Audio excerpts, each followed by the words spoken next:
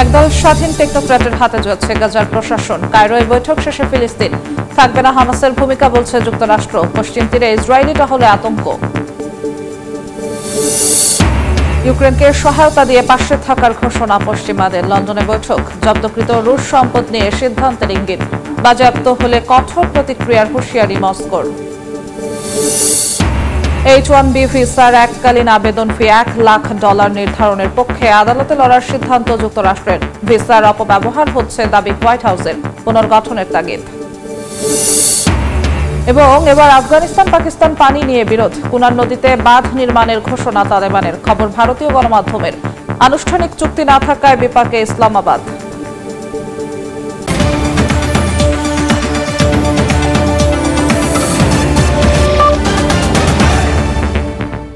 আন্তর্জাতিক সময়ের সঙ্গে আছি আমি জিন্নাতারা জশোয়া।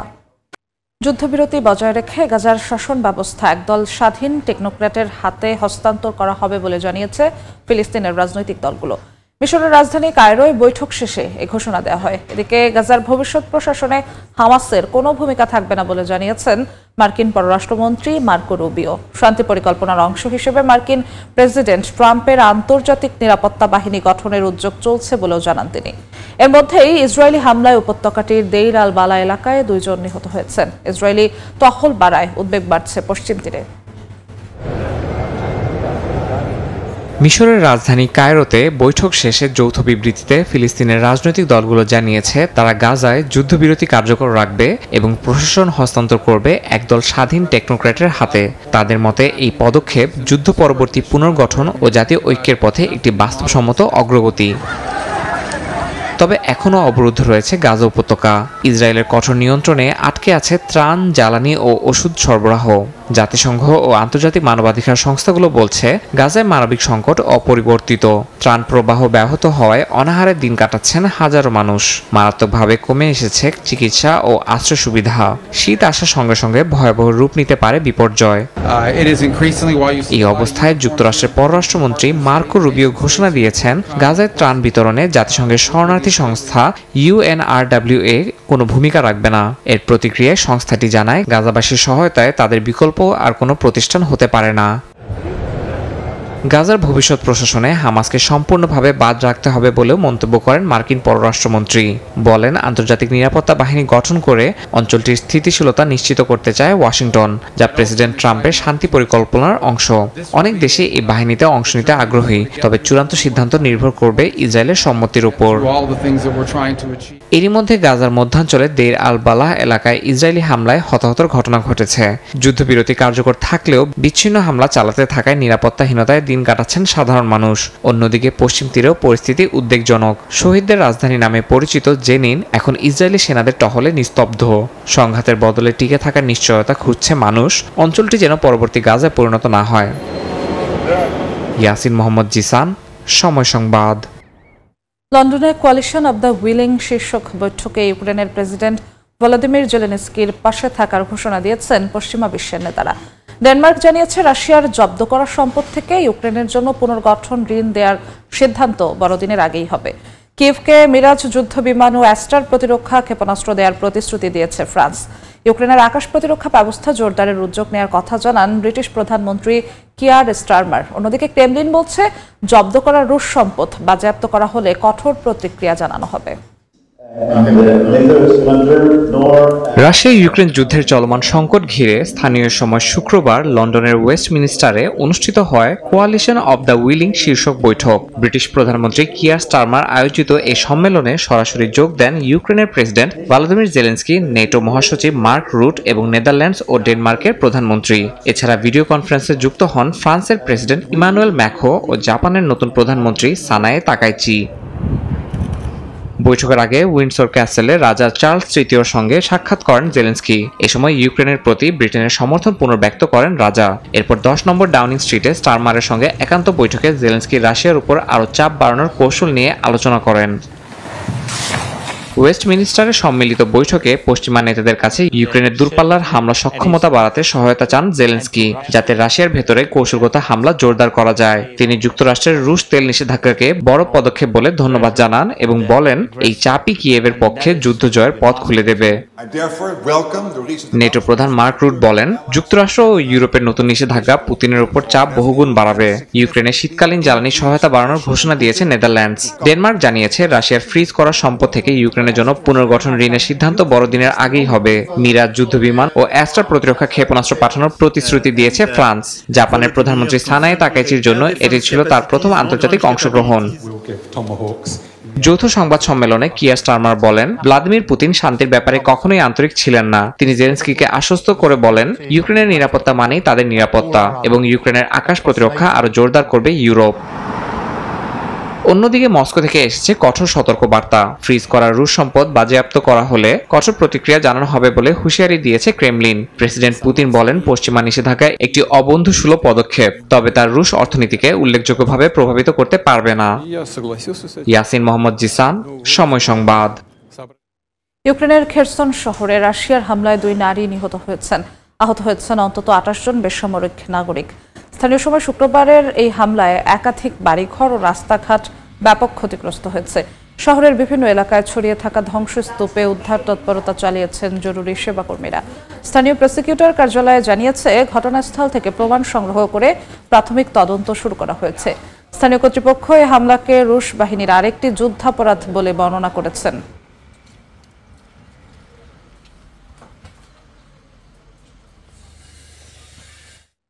রাশিয়ার সঙ্গে সামরিক সম্পর্ক আরও জোরদারের ঘোষণা দিয়েছেন উত্তর কোরিয়ার সর্বোচ্চ নেতা কিম জং উন। রাশিয়া ইউক্রেন যুদ্ধে নিহত উত্তর কোরীয় সেনাদের স্মরণে পিয়ংইয়ংয়ে নির্মাণ হচ্ছে স্মৃতিস্মারক। উদ্বোধনী অনুষ্ঠানে উপস্থিত হয়ে এই ঘোষণা দেন কিম।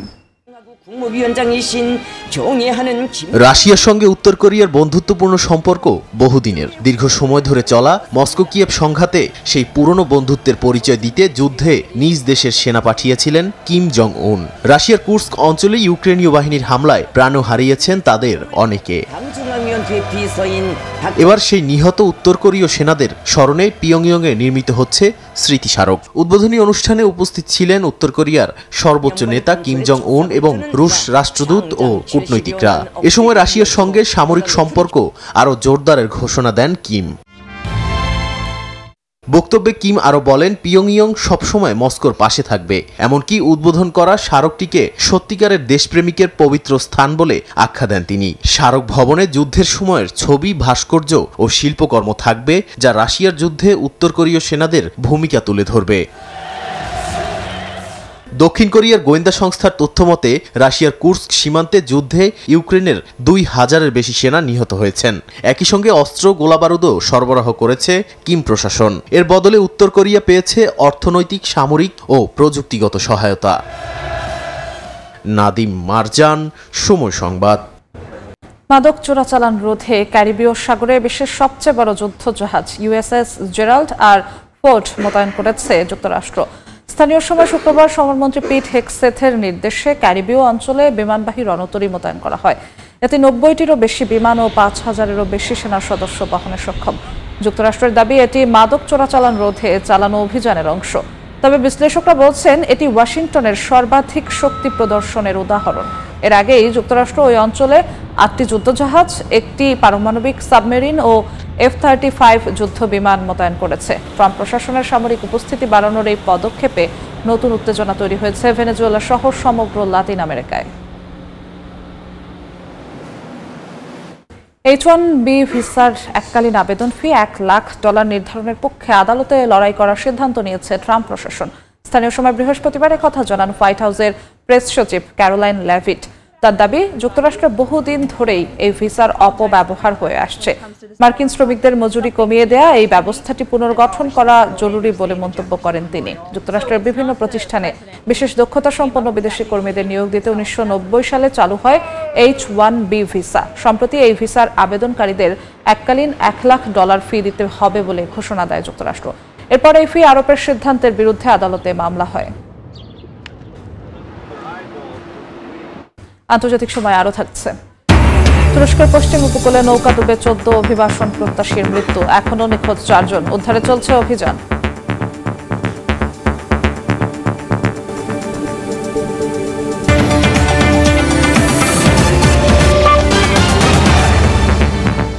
এবার পাকিস্তানের দিকে বয়ে যাওয়া নদীর পানি আটকানোর উদ্যোগ নিচ্ছে আফগানিস্তান। এরই মধ্যে কুনার নদীতে দ্রুত বাঁধ নির্মাণের নির্দেশ দিয়েছেন তালেবান সরকারের সর্বোচ্চ নেতা হিবাতুল্লাহ আখুন্দজাদা। আফগানিস্তানের সঙ্গে সংক্রান্ত আনুষ্ঠানিক চুক্তি না থাকায় আন্তর্জাতিক সম্প্রদায়ের কাছে এ বিষয়ে নালিশ জানাতে পারবে না পাকিস্তান। এর আগে কাশ্মীরের পেহেলগামে হামলার জেরে পাকিস্তানের সঙ্গে হওয়া সিন্ধু পানি চুক্তি স্থগিত করে ভারত। সাম্প্রতিক সীমান্ত সংঘাত নিয়ে এখনো উত্তপ্ত পাকিস্তান আফগানিস্তান সম্পর্ক। এই সুযোগ কাজে লাগিয়ে তালেবান সরকারের সঙ্গে সখ্য করার চেষ্টা করছে ভারত। এমন পরিস্থিতিতে এবার ইসলামাবাদের সঙ্গে পানি নিয়ে বিরোধে জড়িয়ে গেল কাবুল। ভারতীয় গণমাধ্যমের খবর, কুনার নদীর উপর বাঁধ নির্মাণের ঘোষণা দিয়েছে তালেবান সরকার। আফগানিস্তানের মসনদে বসার পর থেকেই পানি ব্যবস্থাপনা নিয়ে নিজেদের নিয়ন্ত্রণ জোরদার করছে তালেবান সরকার। এরই ধারাবাহিকতায় দলটির সর্বোচ্চ নেতা হিবাতুল্লাহ আখুন্দজাদা দেশটির কুনার নদীতে দ্রুত বাঁধ নির্মাণের নির্দেশ দিয়েছেন। আফগানিস্তানের পানি সম্পদ মন্ত্রী জানান, নিজেদের নদীর পানি নিজেরাই ব্যবহার করার অধিকার আফগানদের আছে। কুনার নদীর উৎপত্তি পাকিস্তানের খাইবার পাখতুনখোয়া প্রদেশে। সেখান থেকে প্রবাহিত হয়ে আফগানিস্তান পেরিয়ে ফের পাকিস্তানের সিন্ধু নদীতে গিয়ে মিশেছে। এই নদীর পানিতেই নির্ভর করে পাকিস্তানের ওই অঞ্চলের কৃষিখাত, এমনকি বিদ্যুৎ উৎপাদনও। দুই দেশের মধ্যে পানি বন্টন নিয়ে কোনো আনুষ্ঠানিক চুক্তিও নেই, যে কারণে তালেবানের এই পদক্ষেপ ঠেকানোর মতো কোনো আন্তর্জাতিক ব্যবস্থা নেই ইসলামাবাদের হাতে।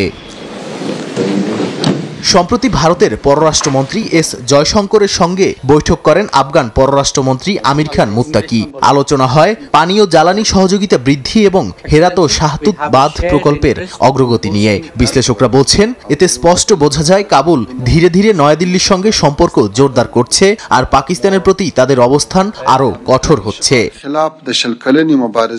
নাদিম মারজান, সময় সংবাদ। দেখছেন আন্তর্জাতিক সময়, সঙ্গেই থাকুন।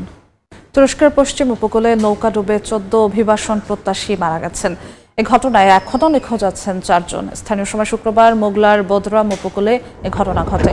18 অভিবাসন প্রত্যাশীদের বহনকারী নৌকাটি ছাড়ার 10 মিনিটের মধ্যেই ডুবে যায়। এক বিবৃতিতে স্থানীয় গভর্নরের কার্যালয় জানিয়েছে, নৌকায় অবস্থানরত এক অভিবাসন প্রত্যাশী মুঠোফোনে নৌকাডুবির ঘটনা জরুরি সহায়তাকারী দলকে জানায়। খবর পাওয়ার পরপরই ঘটনাস্থলের উদ্দেশ্যে রওনা হয় কোস্টগার্ডের নৌবহর ও ডুবুরি দল।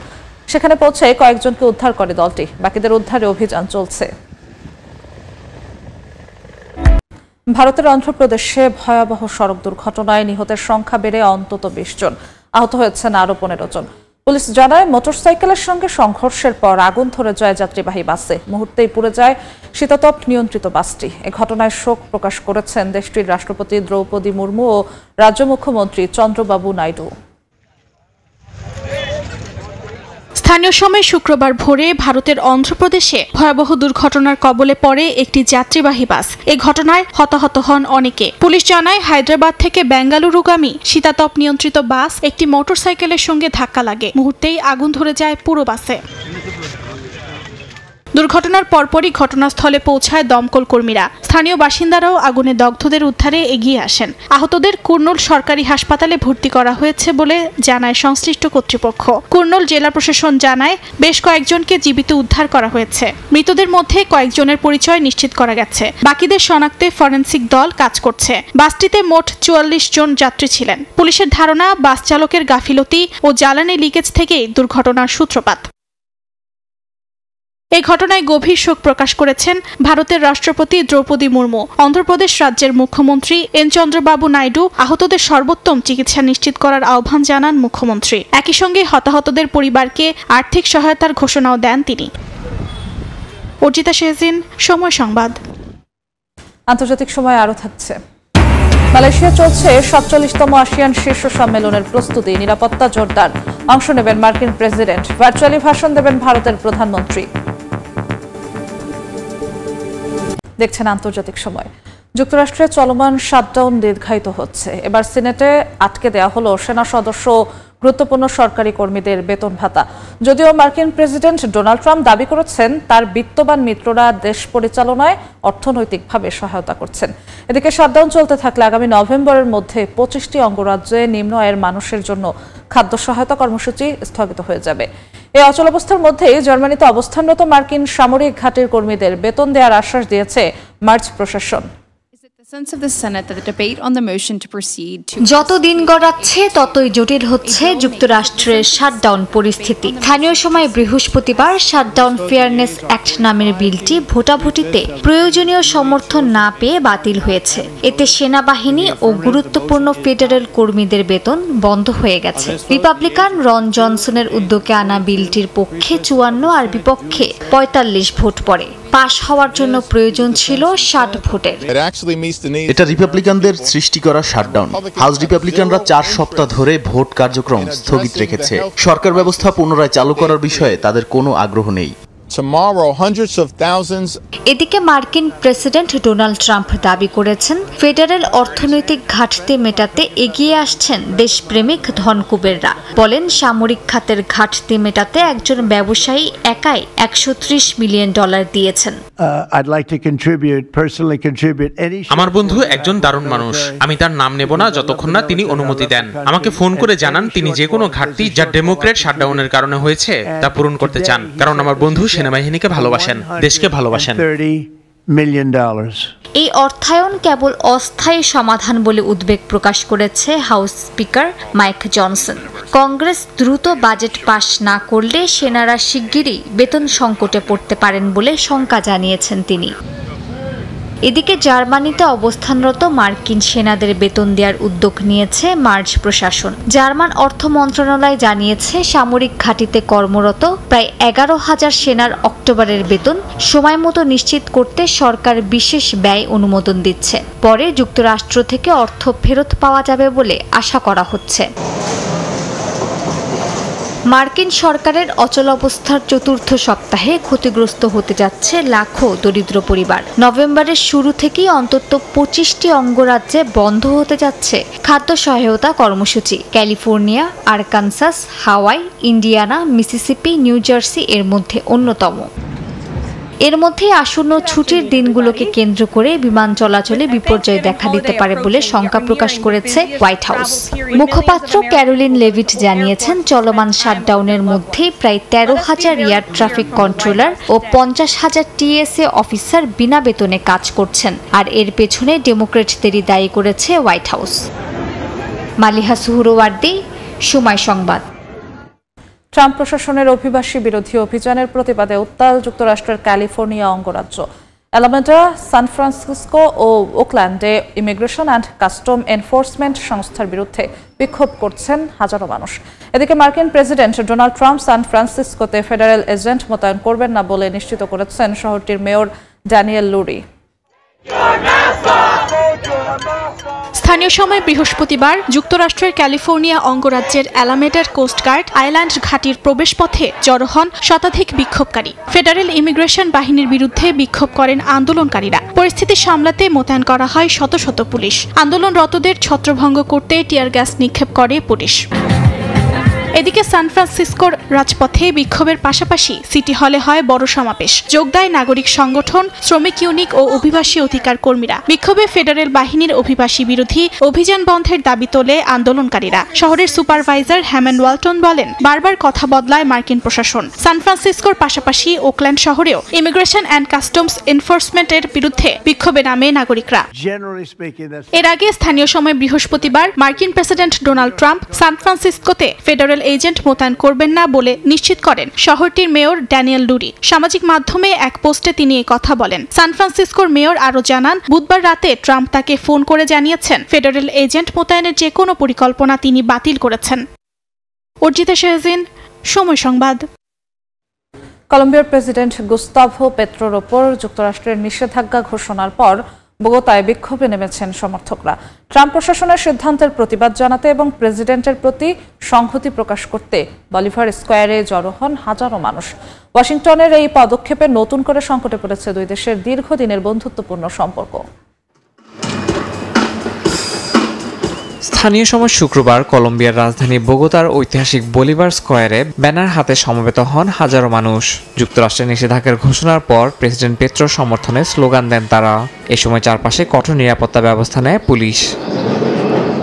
একদিন আগেই প্রেসিডেন্ট পেত্রোর বিরুদ্ধে নিষেধাজ্ঞা ঘোষণা করে যুক্তরাষ্ট্র, যেখানে তাকে রাশিয়া, ভেনেজুয়েলা ও উত্তর কোরিয়ার নেতাদের সঙ্গে একই তালিকায় রাখা হয়। প্রেসিডেন্ট ডোনাল্ড ট্রাম্পের অভিযোগ, কলম্বিয়া কোকেন পাচার নিয়ন্ত্রণে ব্যর্থ এবং পেত্রো নিজেই অবৈধ মাদক নেতা।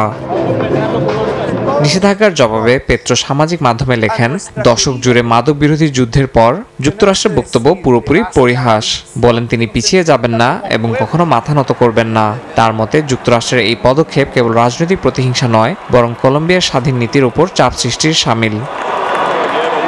বিক্ষোভকারীরা বলেন, ভেনেজুয়েলার পর এখন কলম্বিয়ার পেছনে লেগেছে যুক্তরাষ্ট্র। ট্রাম্পকে অযৌক্তিক স্বৈরশাসক বলেও অভিহিত করেন কেউ কেউ। বিশ্লেষকদের মতে এই নিষেধাজ্ঞা শুধু ব্যক্তিগত নয়, বরং লাতিন আমেরিকায় ওয়াশিংটনের প্রভাব বাড়ানোর কৌশলের অংশ। ইয়াসিন মোহাম্মদ জিসান, সময় সংবাদ।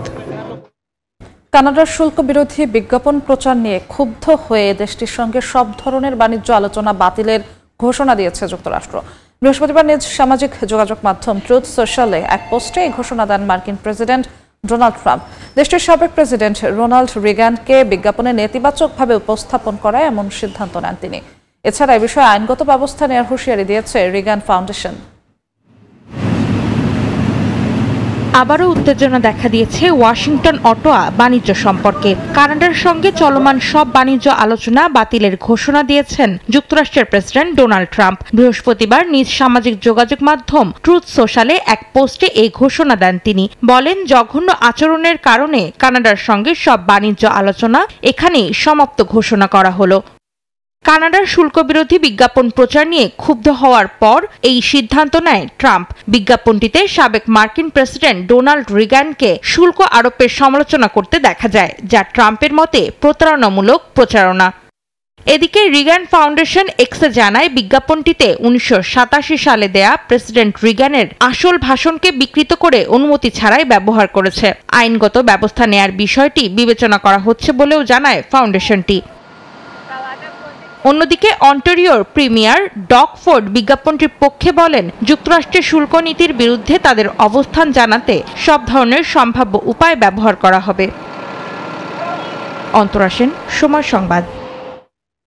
উড়োজাহাজ উৎপাদন শিল্পে বড় ধরনের ছন্দপতন দেখা দিয়েছে। উৎপাদনকারীরা ব্যর্থ হচ্ছেন চাহিদার বিপরীতে পর্যাপ্ত যোগান দিতে। ফলে অপেক্ষাকৃত নতুন উড়োজাহাজের ইঞ্জিন সহ যন্ত্রাংশ খুলে অন্যটি মেরামত করতে হচ্ছে। এতে প্রতিদিনই আকাশে কমছে উড়োজাহাজের সংখ্যা। এর জেরে বৈশ্বিক উড়োজাহাজ বাজারে অস্থিরতা এবং টিকিটের দাম লাগাম ছাড়ার আশঙ্কা করছেন বিশেষজ্ঞরা।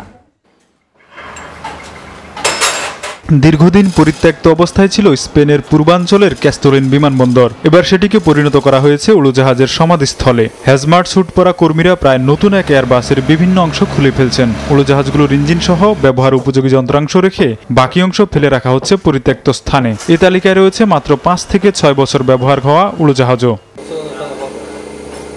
এসবের মূলে রয়েছে বিশ্বব্যাপী বিমানের চাহিদার বিপরীতে নতুন প্রজন্মের জ্বালানি সাশ্রয়ী ইঞ্জিনের ঘাটতি। ফলে যেসব বিমান 20 বছরের বেশি সময় চলার কথা, সেগুলো প্রয়োজনীয় যন্ত্রাংশের অভাবে 5 থেকে 6 বছরেই চলাচলের উপযোগিতা হারাচ্ছে। এতে করে লাগামহীনভাবে বাড়ছে উড়োজাহাজের ইঞ্জিন ও অন্যান্য যন্ত্রাংশের দাম। এমনকি কিছু ক্ষেত্রে ইঞ্জিনের দামই হয়ে উঠছে গোটা উড়োজাহাজের চেয়ে বেশি।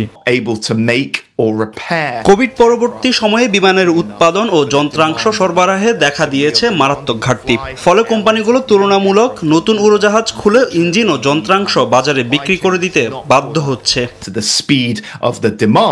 যুক্তরাষ্ট্র ভিত্তিক ইঞ্জিন নির্মাতা প্রাটো অ্যান্ড হুইটলির উৎপাদন ও রক্ষণাবেক্ষণ বিলম্বই এই সংকটের মূল কারণ। এর ফলে মাত্র 6 বছরের পুরনো বিমানও ভাঙা পড়ছে। ইঞ্জিন খুলে তা রক্ষণাবেক্ষণের পর অন্য বিমানে বসানো হয় অথবা যন্ত্রাংশ হিসেবে বিক্রি করা হয়। কিছু ক্ষেত্রে ইঞ্জিনের দাম গোটা উড়োজাহাজের দামের চেয়ে বেশি। এয়ারলাইনগুলো একটি উড়োজাহাজকে বাঁচিয়ে রাখতে অন্য একটিকে মৃত্যুর দিকে ঠেলে দিচ্ছে। চাহিদা ও উৎপাদনের ঘাটতি কাটানো সম্ভব না হলে আগামী কয়েক বছরে আকাশপথে টিকিটের দাম বাড়তে পারে এবং বৈশ্বিক উড়োজাহাজ বাজারে বড় ধরনের অস্থিরতা তৈরি হতে পারে। তোফাজ্জল হোসাইন, সময় সংবাদ। দেখছেন আন্তর্জাতিক সময়, সঙ্গেই থাকুন। দেখছেন আন্তর্জাতিক সময়। মালয়েশিয়ায় শুরু হয়েছে 47তম আসিয়ান শীর্ষ সম্মেলন আয়োজনের প্রস্তুতি বাড়ানো হয়েছে নিরাপত্তা। এবারের সম্মেলনে সংস্থার শীর্ষ নেতাদের পাশাপাশি অংশ নেবেন মার্কিন প্রেসিডেন্ট ডোনাল্ড ট্রাম্পও। তবে এতে ভার্চুয়ালি ভাষণ দেবেন ভারতের প্রধানমন্ত্রী নরেন্দ্র মোদী। এদিকে রুশ প্রেসিডেন্ট ভ্লাদিমির পুতিনের অংশগ্রহণের বিষয়টি এখনও নিশ্চিত নয়। মালয়েশিয়া থেকে মোহাম্মদ আব্দুল কাদেরের রিপোর্টে বিস্তারিত। আগামী ২৬ থেকে ২৮ অক্টোবর মালয়েশিয়ার রাজধানী কুয়ালালামপুরে বসবে ৪৭তম আসিয়ান সম্মেলন। এই মেগা ইভেন্টকে ঘিরে দেশটি এখন বিশ্ব কূটনীতির কেন্দ্রে। শীর্ষ এই সম্মেলন ঘিরে নিরাপত্তার চাদরে ঢেকে দেওয়া হয়েছে শহরের গুরুত্বপূর্ণ সব স্থান। ১২,০০০ প্রতিনিধির অংশগ্রহণে হতে যাওয়া এই সম্মেলনের নিরাপত্তা নিশ্চিতে আইনশৃঙ্খলা রক্ষা বাহিনীর ২০,০০০ সদস্য মোতায়েন করা হবে। যানজট নিয়ন্ত্রণে কনভেনশন সেন্টার এলাকার সরকারি কর্মীদের বাড়ি থেকেই কাজ করার অনুমতি দেওয়া হয়েছে। এবারের আসিয়ান সম্মেলনে সংস্থার শীর্ষ নেতাদের পাশাপাশি থাকবেন মার্কিন প্রেসিডেন্ট ডোনাল্ড ট্রাম্পও। ভারতের প্রধানমন্ত্রী সরাসরি অংশ না নিলেও তিনি ভার্চুয়ালি ভাষণ দেবেন বলে জানা গেছে। তবে রুশ প্রেসিডেন্ট ভ্লাদিমির পুতিনের অংশগ্রহণ এখনও নিশ্চিত নয়। সম্মেলনে বাণিজ্য শুল্ক হ্রাস, আঞ্চলিক অর্থনৈতিক সহযোগিতা বৃদ্ধি এবং ফিলিস্তিন ইস্যু সহ বৈশ্বিক মানবিক সংকট নিয়ে আলোচনা হবে। প্রধানমন্ত্রী আনোয়ার ইব্রাহিম যুক্তরাষ্ট্রের সঙ্গে আলোচনায় মালয়েশিয়ার ইলেকট্রনিক পণ্যে শূন্য শুল্ক বজায় রাখাকে প্রধান এজেন্ডা হিসেবে তুলবেন বলে জানা গেছে। মোহাম্মদ আব্দুল কাদের, সময় সংবাদ, কুয়ালালামপুর, মালয়েশিয়া।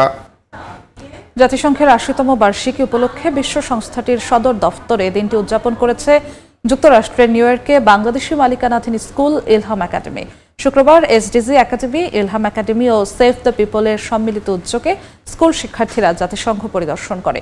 এ সময় তাদের হাতে সার্টিফিকেট তুলে দেন সংস্থার কর্মকর্তারা। নিউ ইয়র্ক থেকে হাসানুজ্জামান সাকির রিপোর্ট। জাতিসংঘ সদর দপ্তর পরিদর্শনে ইলহাম একাডেমির শিক্ষার্থীরা। বাংলাদেশি মালিকানাধীন নিউ ইয়র্কের এই স্কুলটি ইসলামী আদর্শ ও অনুশাসনে পরিচালিত হয়ে আসছে।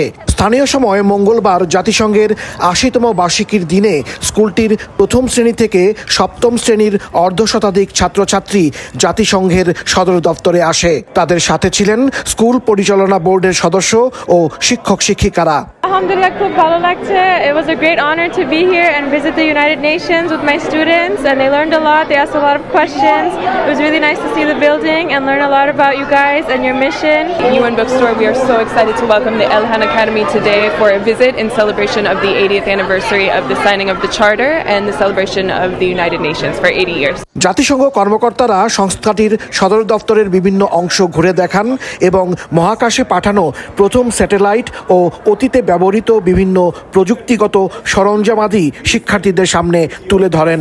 এ সময় সাস্টেইনেবল ডেভেলপমেন্ট গোল এসডিজি নিয়ে শিক্ষার্থীদের লেখা সম্বলিত বই the world we dream of এর মোড়ক উন্মোচন করা হয়। অনুষ্ঠানে ছাত্রছাত্রীদের হাতে সার্টিফিকেট তুলে দেন এসডিজি একাডেমি ও সেভ দ্য পিপলের কর্মকর্তারা।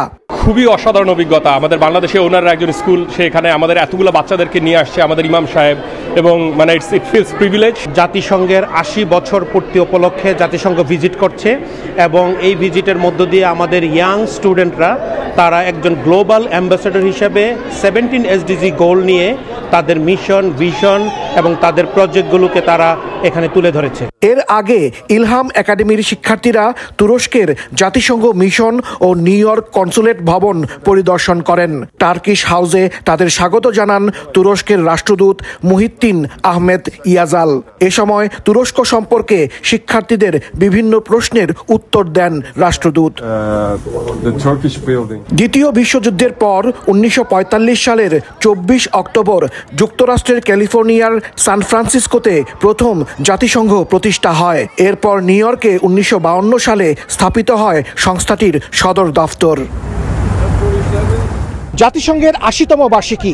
আজ থেকে ৮০ বছর আগে বিশ্ব শান্তি প্রতিষ্ঠায় জাতিসংঘ প্রতিষ্ঠা হয়েছিল, আর এ দিনটি ঘটা করে উদযাপন করেছে যুক্তরাষ্ট্রের নিউ ইয়র্কের বাংলাদেশি মালিকানাধীন একটি স্কুলের কোমলমতি ছাত্রছাত্রীরা। হাসানুজ্জামান সাকি, সময় সংবাদ, জাতিসংঘ সদর দপ্তর, নিউ ইয়র্ক। বাংলাদেশ ক্রিকেট বোর্ডের পরিচালক নির্বাচিত হওয়ার পর প্রথম কনসার্টে যুক্তরাষ্ট্রের লস অ্যাঞ্জেলেসের দর্শক মাতালেন সঙ্গীত শিল্পী আসিফ আকবর। প্রায় 1.5 যুগ পর স্থানীয় সময় শুক্রবার লস অ্যাঞ্জেলেসের অদূরে বারব্যাঙ্ক সাইনোটোলজিতে গানে গানে ভক্তদের মন জয় করেন এই শিল্পী। তার সঙ্গে সুরের জাদুতে দর্শক মুগ্ধ করেন জাতীয় চলচ্চিত্র পুরস্কারপ্রাপ্ত গায়িকা আতিয়া আনিসা। আনন্দমেলার প্রতিষ্ঠাতা মোহাম্মদ আলী খানের আয়োজিত আনন্দমেলা মিউজিক্যাল নাইট অনুষ্ঠানে স্থানীয় শিল্পীদের পরিবেশনার পাশাপাশি ছিল বিশেষ সম্মাননা পর্ব। অনুষ্ঠানে বিসিবির পরিচালক ও সঙ্গীত শিল্পী আসিফ আকবর, কণ্ঠশিল্পী আতিয়া আনিসা সহ বিশিষ্টজনদের সম্মাননা দেওয়া হয়।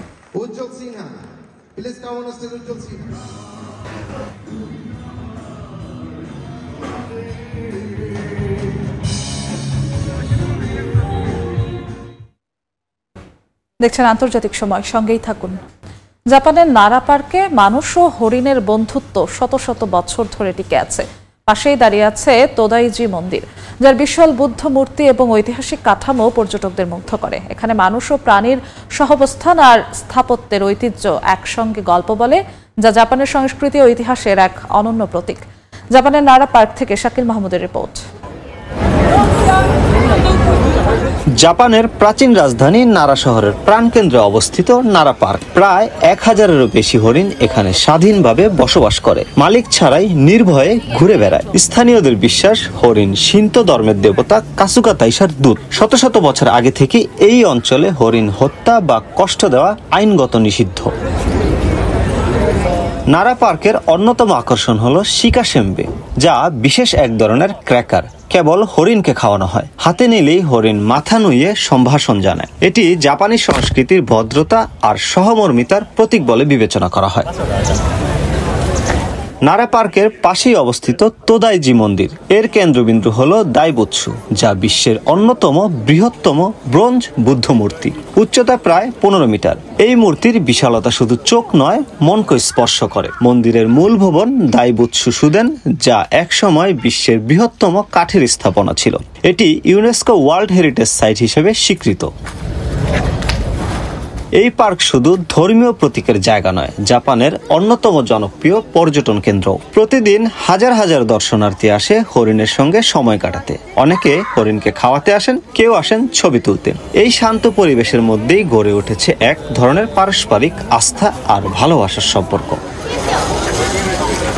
এখানে আগতরা বলছেন, নারা পার্কে মানুষ আর হরিণের এই বন্ধুত্ব শুধু পর্যটন নয়, এটি শেখায় সহনশীলতা, পারস্পরিক শ্রদ্ধা আর সহাবস্থানের মানে। মানুষ শিখছে প্রকৃতিকে আপন করে নিতে, আর হরিণ শিখছে মানুষের সান্নিধ্যে নির্ভয়ে বাঁচতে। নারার এই ছোট্ট শহর যেন মনে করিয়ে দেয়, প্রকৃতির সঙ্গে শান্তিতে বাঁচাটাই মানবতার সবচেয়ে বড় প্রার্থনা। মোহাম্মদ শাকিল মাহমুদ, সময় সংবাদ, জাপান। আন্তর্জাতিক সময় শীর্ষ সংবাদগুলো জানিয়ে দিচ্ছি আরেকবার। একদল স্বাধীন টেকনোক্র্যাটের হাতে যাচ্ছে গাজার প্রশাসন। কায়রোয় বৈঠক শেষে ফিলিস্তিন। থাকবে না হামাসের ভূমিকা বলছে যুক্তরাষ্ট্র। পশ্চিম তীরে ইসরায়েলি টহলে আতঙ্ক। ইউক্রেনকে সহায়তা দিয়ে পাশে থাকার ঘোষণা পশ্চিমাদের। লন্ডনে বৈঠক। জব্দকৃত রুশ সম্পদ নিয়ে সিদ্ধান্তের ইঙ্গিত। বাজেয়াপ্ত হলে কঠোর প্রতিক্রিয়ার হুঁশিয়ারি মস্কোর। এবং ক্যারিবিয়ান সাগরে মাদকবাহী নৌযানে মার্কিন হামলায় নিহত 6। ভেনেজুয়েলার অপরাধ চক্র দাবি। উপকূলে যুদ্ধ শুরুর চেষ্টা দেখছেন মাদুরো।